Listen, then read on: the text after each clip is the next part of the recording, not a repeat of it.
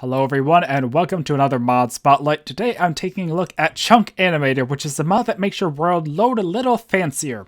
So currently I don't have the mod enabled, so I can show you how the world loads by default. So I press F3 and A to reload the chunks. You'll see how stuff just kind of appears out of nowhere. So now if I load the mod though, you'll see how it changes. Okay, so I just reloaded the game and the mod is now active, so I press F3 and A again to reload the chunks. You'll see now they don't just appear out of nowhere. Just taking a second. There we go. They rise up from the ground instead. So that's what the Chunk Animator does. It adds animation to how the chunks kind of transition into the game. But there's more than just coming up from the ground. There's a few other options as well. So give me 1 second and I'll go show you the config. So there's two ways you can access the config for this mod. The first is in your config folder in the config file, but the other way is going in here, clicking on the mod, and clicking config. Now it has a few options. If you mouse over the name of each option, it will give you more information just like in the config file. So this changes how long the animation is.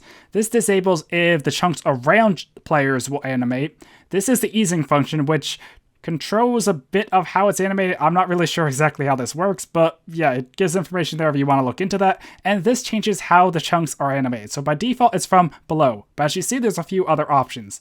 So if we change it to 1 and now head back in the game, they'll come from above instead. So let's check that out.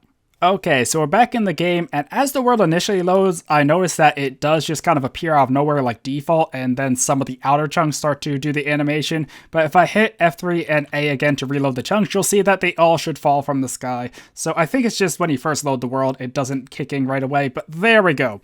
So, it's actually kind of terrifying to have all these chunks just rain out of the sky like this, but, yep, so that's from above. Personally, I prefer below. But yeah, that's the above option, but there's a couple others, so let me show them real quick. Okay, so now it's set to mode 2, which is a bit of a combination of modes 0 and 1. So if I reload, you'll notice that most will fall from the sky, but some will rise from the ground instead. It's taking a second to reload. Hello? Up there we go. So if it's below the horizon, it will rise from the ground, but if it's above the horizon, it will fall from the sky instead. So you'll see here like the rivers rise up and the rest kind of falls down. Personally, I'm not a huge fan of this one, but yeah, there's still one more to show though, so 1 second.